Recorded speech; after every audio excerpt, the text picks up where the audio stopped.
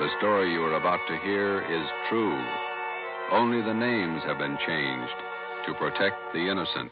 Fatima Cigarettes, best of long cigarettes, brings you Dragnet.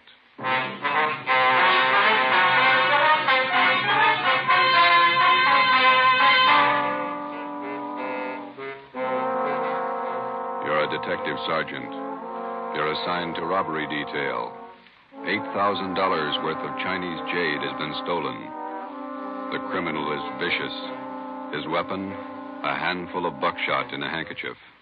Your job, get him.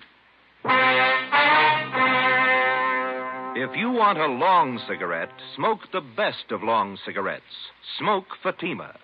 Fatima is the long cigarette which contains the finest Turkish and domestic tobaccos superbly blended to make Fatima extra mild. And that's why Fatima has a much different, much better flavor and aroma than any other long cigarette. That's why Fatima is doubling and redoubling its smokers. So, if you want a long cigarette, smoke the best of all long cigarettes. Smoke Fatima. Dragnet, the documented drama of an actual crime. For the next 30 minutes, in cooperation with the Los Angeles Police Department, you will travel step by step on the side of the law through an actual case from official police files. From beginning to end, from crime to punishment, Dragnet is the story of your police force in action. It was Monday, December 1st. It was foggy in Los Angeles. We were working the day watch out of robbery detail. My partner's Ben Romero. The boss is Ed Backstrand, chief of detectives. My name's Friday. It was 7:15 p.m. when we got to the police academy, the banquet room. Where do we sit, Joe? Well, Lee Jones is holding a couple seats for us someplace. You see him? Oh, yeah. There he is up there. Well, look at him. Everybody's here. Yeah, ought to be. Hi, fellas. A couple of ringside seats. Thanks, Lee. Did you get it? Yeah, right here. Mind if I take a look at it? No, go ahead. How come you didn't get it wrapped as a gift? No time. A gift box would have been nice. No cotton, even? Beautiful watch. Radium dial? Yeah. Universal Geneva. Fine movement. He'll like it. Look on the back. Let's see. For Chief Ed Backstrand, a good cop, Detective Bureau. Not very good engraving. No time. I didn't think the old man really meant it. 26 years. You get tired after 26 years. You've been at it 25, Lee. Oh, don't look at me like that. I got a book to finish. 23 chapters. How many chapters you got, Fanny? 2. How long you been writing it? 2 years. Well, at that rate, we'll be stuck with you for another 21 years. If you're lucky. Excuse me, fellas. Got to make a speech. All right, Lee.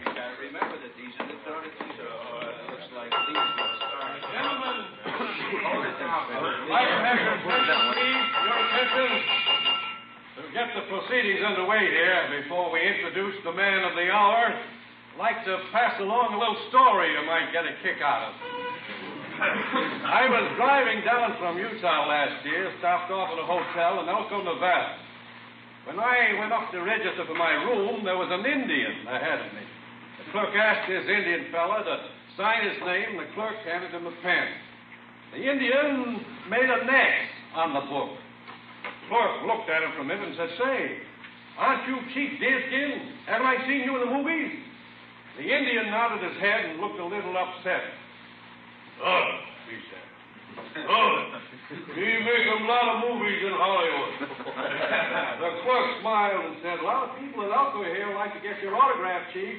Then the Indian grabbed the pen up again and he said, "Me no like 'em autograph hunters. Me no want to be bothered." Then he drew a circle around the X he made. The clerk said, "Why you do that, Chief?" The Indian said, "Me no use them right name." Oh, hey, Joe. Yeah, there's Rogers over there. He's motioning to Where? Oh, yeah. Excuse me a minute, Ben. Chief who's retiring tonight.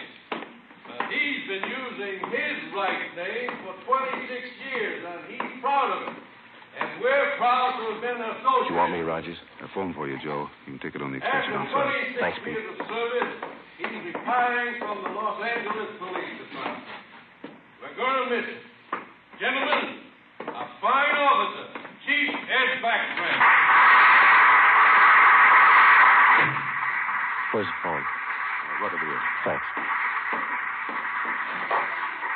Friday. Joe, this is Gonzalez. Yeah, Jeff. Sorry to bother you, but Powers said I should call you. Yeah? I need some legwork. Something big? Pretty big, yeah. Too many loose ends. Pena and I can't pull them all in. When do you want us? As soon as you can get down here. That important, huh? A man may die, Joe.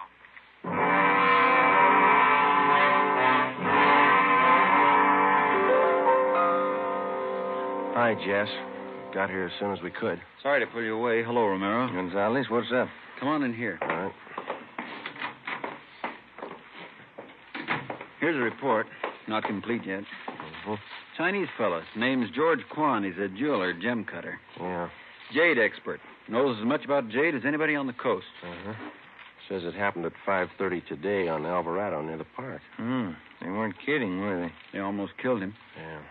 Any idea what the weapon was, Jess? I'm not sure. Looks like some sort of blackjack, something homemade. Yeah. When they picked up Kwan, they found several buckshot pellets lying around and a man's handkerchief. Ray Pinker has the stuff over in the crime lab now. Where's Quan? Have you talked to him? Got in a couple of questions down at Georgia Street while the doc was giving him sedatives. Little guy's a mess, Joe. Gonna be all right? 50-50 chance when I called you out of the academy. Well, why did they beat him? Did he resist?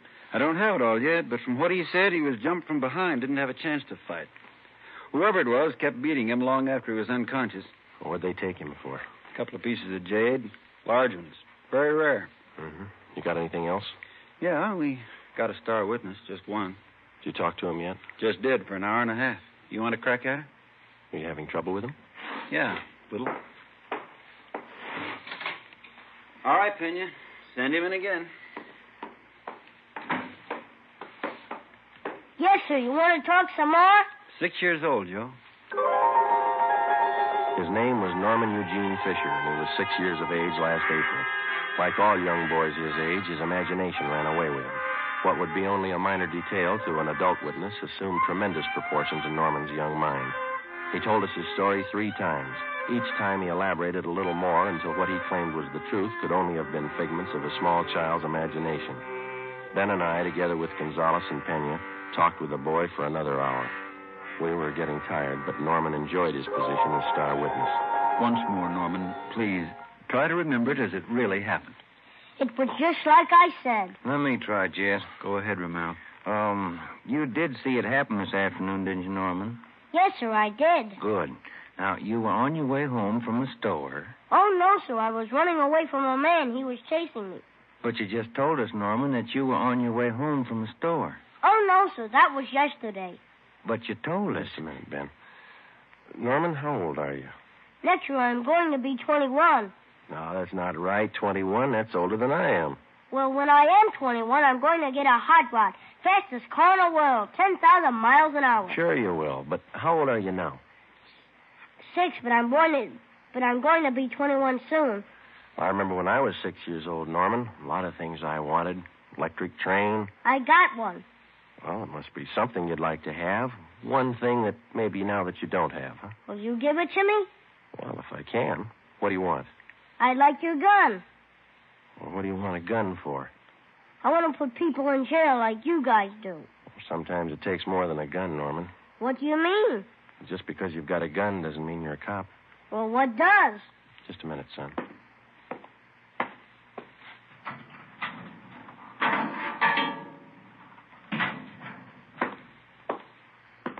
Here you go, Norman. A good cop uses this more than a gun. Gee. It's a real police badge. It's mine. Official? Official. Can I hold it? Go ahead. It's yours. When I wear this, I'm a real detective. Well, that's part of it. The other part is to tell us what you really saw today. Now, how about it, huh? There were 4 men, like I said, and they all had machines. No, wait a minute, Norman. I thought you said you were a detective now. I am. Well, a good detective has to remember exactly what he sees, not something he makes up. It's not very scary that way. No, it's no use, Joe. He can't get his story straight. Oh, yes, I can. I'm a detective now, and I know what happened. All right, Norman, you tell us, huh? I was on my way home from the store. I saw this truck stop down the street. What did the truck look like? I don't know. It was a funny kind of truck. Had a wood back. You mean like a dump truck? Kind of, but it was a small truck.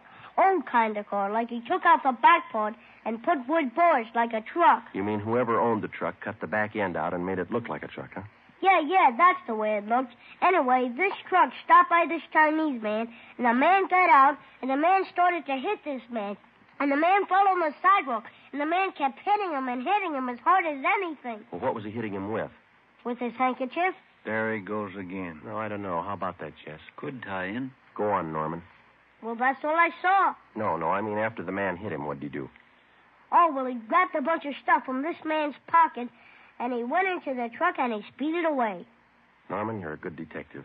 I want you to think real hard now. Do you know what a license number is? Yeah. Good. Do you think you could remember the numbers on that truck? If I knew what they were, I could. In school, we're just having numbers now. I only know up to 7, but there were 2 7s in it. You're getting all this, Jess? Yeah, keep going. Norman, you've helped us a lot. Can you remember what the man on the truck looked like? He had a big head and he looked mean. All right, just one more thing now. Can you remember the color of that truck? It looked black, but the back part had black and white stripes. I don't know how you did it, Joe. Well, what do you think? How about it? Me too. All right, Norman. Your mother's waiting outside for you. You can go home now. You're a real detective. Can I wear my badge now? You bet you can. Okay. Say, Yes, sir? as soon as I arrest somebody, will you put him in jail? With the help of an outdated police badge, no longer official, we had the statement of a 6-year-old boy with a healthy imagination. We had an idea he was telling us the truth, but we had no way of being certain. Since he was the only witness, we had to accept his word and hope that he was putting us on the right track. The quickest way to make sure was to see if some of the details in little Norman Fisher's story would check out. Jess Gonzalez and Manuel Pena took the job of trying to locate a homemade pickup truck with 2 7s in the license number. They started by checking all the late 3.8 forms, the vehicle theft and impound reports. The next morning, Ben and I called the General Hospital and talked with Dr. Sebastian. He told us that the victim, George Kwan, had improved sufficiently to allow a brief interview. It was 10:14 a.m. when we got to Ward C, General Hospital. Doctor tells us you're a little better this morning, Mr. Kwan. Yes, sir. I shall be all right, although it is quite painful at times. We're sorry to bother you, Mr. Kwan, but we've got to have a little more information on the robbery. I will tell you all I can, sir. I should like to recover the missing jade pieces. It is a great loss to me. Did you get any kind of a look at the man who hit you? Oh, he attacked me from behind, knocked me to the pavement. I made an attempt to get to my feet, but he struck me again and again, here at the base of my neck. You didn't see him at all, then? No, sir, I did not. Do you have any idea who could have done this? Unfortunately, no. I cannot think of anyone. Well, what was stolen from you? We know it was jade, but can you give us a more detailed description? Well, sir, I lost 2 thumb rings, very rare, collector's items. Thumb rings? How much were they worth, would you say? Well, I paid $8,000 for the 2 rings. Wonder if you could describe them to us. Well, both rings were relics of the time when the Chinese archer drew his hunting bow with a special thumb ring. Any particular identifying marks on them? Oh, they both have linings of fine gold to fit them to the fingers of the new owners. Who were the new owners? I had just purchased them yesterday, before I was robbed. I was on my way to San Francisco to show them to prospective buyers. Who did you buy the rings from, Mr. Kwan? Mrs. Inez Curtis, a very reputable dealer. We have done business for many years. I wonder if we could have her business address, huh? She has her office at her home. It is 1957 Harper Annex off Sunset Boulevard in Beverly Hills. How many people knew that you had the jade on you at that particular time yesterday? Oh, let me see. There were only 2 other buyers present beside Mrs. Curtis. I do not recall their names. They were new to me. Mrs. Curtis would know. Mr. Kwan, we know that you're tired. We have just one more question. Certainly. I wonder if I might trouble you to hand me that tumbler of water with a glass straw. Surely. Here you are.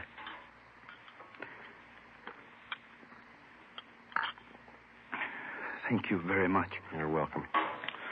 Now, those thumb rings, Mr. Kwan, would there be any practical disposition of them other than selling them as they are? Well, hardly, Sergeant. To anyone who really knows the value of jade, it would be unheard of to change them in any way. I see. Well, thank you, Mr. Kwan. We'll do our best. You know, Sergeant, we Chinese place a great sentimental value on our Jade. We'll do everything we can to recover it. Thank you. May I tell you my favorite quotation on Jade? Yes, sir. It is from the writings of Tong Jung Tso.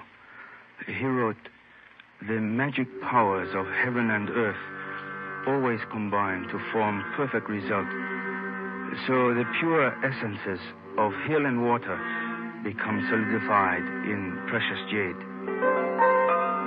Ben and I drove out to 1957 Harper Annex, the residence of Mrs. Inez Curtis. There was no one at home. We left one of our cars. It was 12:22 p.m. when we got back to Central Division. Here's a phone message for you, Joe. What's it say? Call Jess Gonzalez. He's out to Wilshire Division. Okay, thanks, Ben.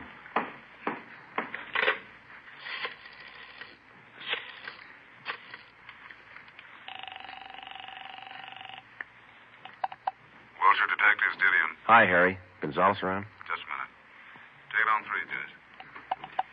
Gonzalez, Friday, Jess. we got the truck and we got the driver. We'll be right out. Something else, Joe. Yeah? The kid was right. There were 2 7s in the license number.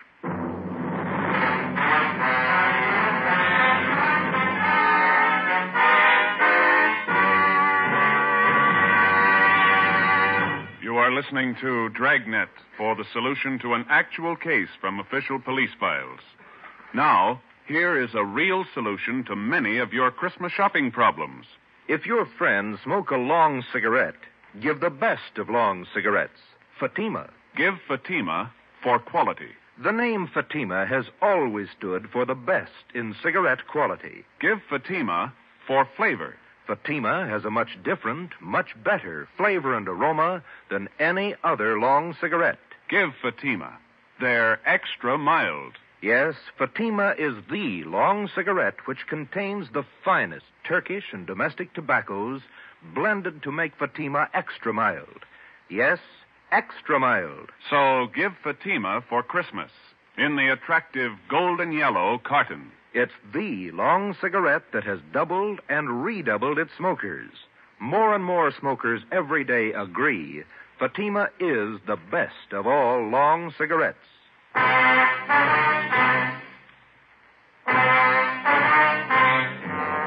Wilbur Rasmussen, white, male American, age 31, 5 feet 10 inches, 190 pounds, black hair, brown eyes. He was the driver of the truck. Gonzalez and Pena began by checking through all of the reports of trucks impounded during the past 24 hours. There were 23. Out of those 23, they narrowed it down to 4 possibilities. The third vehicle that they checked fitted the young witness's description of the holdup truck. We still could not be absolutely certain that the impounded truck was the one we were looking for. The same could be said of the driver, Wilbur Rasmussen. The net result of checking impound reports doesn't always result in the apprehension of a suspect, but in this case we were lucky. The driver had been picked up for drunk driving. It was 1:30 p.m. when we checked in at the Wilshire Division. Hi, Jess. Where is he? You're a little late. What do you mean? He's gone, released on bail. Who furnished the bail? The woman he works for, Mrs. Inez Curtis. Well, that doesn't figure, Jess, or does it? Why not? How many people knew Quan had the Jade? That's not my guess. Quan vouches for her. He's been doing business with her for years. What do you think, Joe? It's your show. I'm just tagging along. Well, one thing's sure. Just a minute. Wilshire Detectives, Gonzalez. Yeah, Pena. He did? No, meet me back here. Friday and Romero are here. Right. The Fisher kid just identified Rasmussen's picture. The identification of Wilbur Rasmussen by 6-year-old Norman Fisher was far from sufficient to take the case to court. We had to have evidence, lots of it. Rasmussen had been given a thorough shakedown, his apartment and the truck. There was no sign of the stolen jade rings. Gonzalez told us that the truck had come from the U-Drive truck rental on Figueroa Street. We checked with Mr. Crockett at U-Drive. Let me have another look at that picture, boys. Yeah, here you are. What'd you say his name was? Rasmussen. Wilbur Rasmussen. You want to know if he rented a truck from Miss Wynn? Yesterday. Maybe the day before. No, not this fella. Never seen him. Before we left U-Drive, we checked over the rental contract on the truck in question. The deposit check for the truck was signed by Mrs. Inez Curtis. The truck was checked out at 6 a.m. The rental contract, the actual release form showing to whom the vehicle had been rented, was signed by a Harry Wilson. Rasmussen's name did not appear on any of the usual rental forms. The manager of U-Drive was positive that he had not rented a truck to Rasmussen. We drove out to 1957 Harper Annex. This time we found Mrs. Inez Curtis at home. I'm terribly sorry about Mr. Kwan. Does he have everything he needs in the hospital? Yes, ma'am. How long did you say this Harry Wilson had been working for you? 6 or 8 weeks. But I'm sure you're wrong about him. We're not accusing him of anything, Miss Curtis. We just want to talk to him. He certainly came to me well recommended. He was a nice man. When was the last time you saw him? Day before yesterday. He asked for his check, said he was quitting. I told him I was sorry to see him go. I'm anxious to get that guest house finished. How about Rasmussen, Miss Curtis? How long has he been with you? Wilbur's been with me for about 7 months. Good worker, but he drinks too much. Feel sorry for him. You've rented trucks from the U-Drive company right along? Oh, yes, from Mr. Crockett. We had to have a truck to haul our building supplies. I'm saving an awful lot of money contracting this myself. It's a great saving. Yes, ma'am. The deposit on this last rental, did you give that check to Wilson or to Rasmussen? I sent both of them down to pick it up. Like I say, Wilbur's been drinking rather heavily lately, and I think Harry's the better driver of the two. Do you know which one of those men was driving the truck about 5:30 in the afternoon day before yesterday? Well, how would I know that, Sergeant? All I know is that I sent both of them down. I told Harry to drive. Yeah, I see. Miss Curtis, were either of those men present the day you sold the Jade rings to Mr. Kwan? No. They have nothing to do with my gym business whatever. Did either of these men know about Mr. Kwan's purchase? Well, that's possible. They knew he was here. I'm sure they saw him come in. It's entirely possible that they might have overheard something. When did Mr. Kwan leave your house? About 5 o'clock. What time did 2 men go after the truck? Oh, they picked that up early in the morning. Mr. Crockett down at U-Drive says that only Harry Wilson checked out the truck. Says he's never seen Rasmussen before. That's entirely possible. Like I say, they might well have made other arrangements. Were there any other people present when Mr. Kwan bought that Jade? Yes, there were. 2 other buyers. They were bidding for the thumb rings, too. Mr. Kwan had the high bid, so I sold them to him. What if we could have their names? Certainly, I'll write them down for you. Miss Curtis, do you have any idea where we might locate Harry Wilson? Well, he told me he was going to Mexico, said he had friends down there. Well, thank you, Miss Curtis. You've been very helpful. Are you sure there isn't anything Mr. Kwan needs? Yes, ma'am. 2 Jade rings. Mrs. Inez Curtis gave us a detailed description of Harry Wilson. She also gave us the names and addresses of the 2 other buyers who were present when Mr. George Kwan made his purchase. We checked them out and found them to be equally as reputable as Mrs. Curtis. They could tell us nothing of the robbery. We went back to the office and got out an APB and a radiogram on Harry Wilson from the description given us by Mrs. Curtis. Stakeouts were maintained at Wilbur Rasmussen's apartment and at the home of Mrs. Inez Curtis. It was 4:30 p.m. when we got to the 2nd floor of the old city jail building, the crime lab. Lee Jones had the evidence laid out for us. Funny thing about the handkerchief, boys. What's that, Lee? The blood stains. Old ones along with the new ones.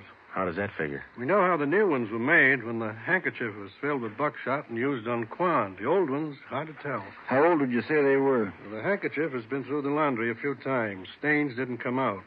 Laundry marks right here. I don't see them. Man used peerless laundry. Infrared marking system. Let me show you. Infrared lamp, Lee? Yeah. There's your marking. Pen, you trace it down. Who's it belong to? Man used the name of Harry Wilson. There was nothing to do now but wait for some word on Harry Wilson.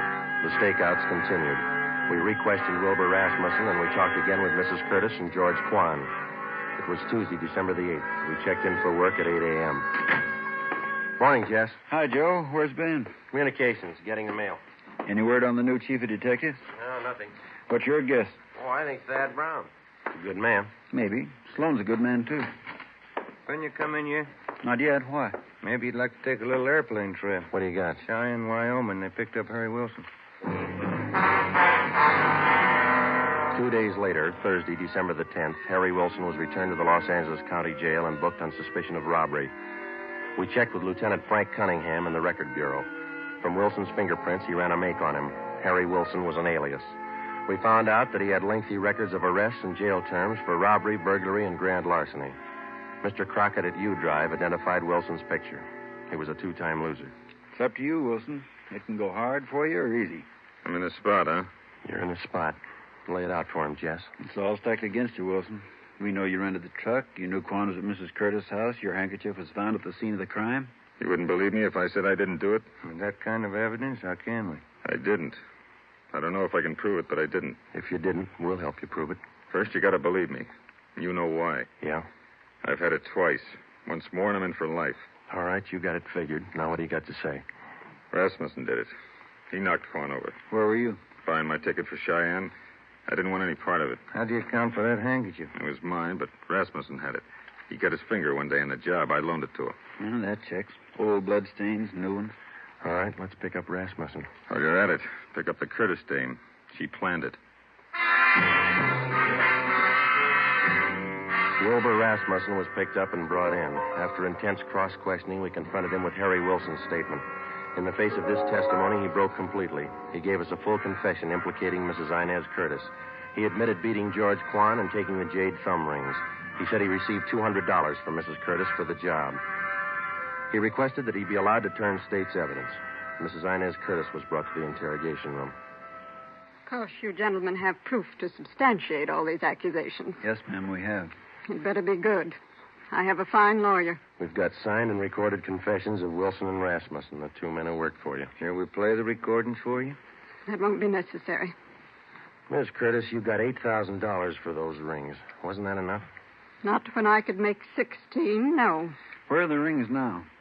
I'm not going to get life for this, you know. No.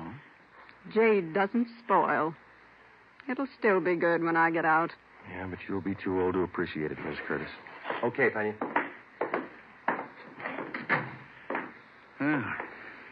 That was a funny one. Sure was. How about it? Did you figure it this way, Joe? You don't expect me to answer that, do you?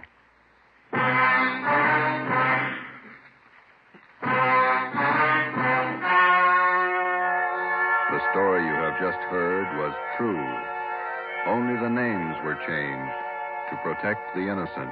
On March 2nd, 1949, trial was held in Superior Court, Department 82, City and County of Los Angeles, State of California. In a moment, the results of that trial. Now, here are authentic reports from all over the country that tell the story of Fatima's sensational increase in popularity. New York Division. Fatima sales up 132%. Chicago Division. Fatima sales up 453%.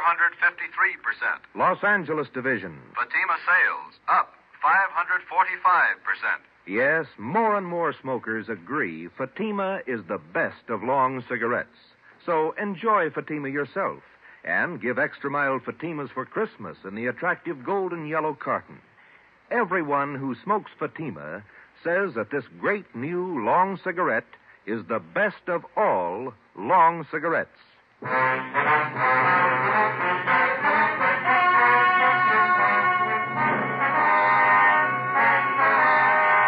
Mrs. Inez Curtis was tried and convicted of robbery and conspiracy. She received the maximum sentence as prescribed by law. In consideration for turning state's evidence, Wilbur Rasmussen received a minimum term.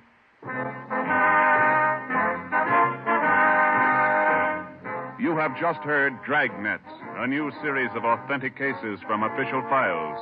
Technical advice for Dragnet comes from the Office of Acting Chief of Police, W.A. Wharton, Los Angeles Police Department. Dragnet honors the city of Knoxville, state of Tennessee, and the men who make up the Knoxville Police Department, another of America's great law enforcement agencies. One of these men, Sergeant Joe H. Roberts, director of the Knoxville City School Safety Patrols, who dedicates his life to making yours more secure. Fatima Cigarettes, the best of long cigarettes, has brought you Dragnet, portion transcribed from Los Angeles. Let that merry tune remind you to get him the big Christmas humidor of smooth, sure-fresh velvet pipe and cigarette tobacco. It's a double pleasure to any smoker when you give this generous humidor of velvet. It smokes cool and sweet in both pipe and cigarette. In every way, the gift for him is a Christmas humidor of velvet, America's smoothest smoke. Be sure to listen to Dragnet next week. Your tune for the stars on NBC.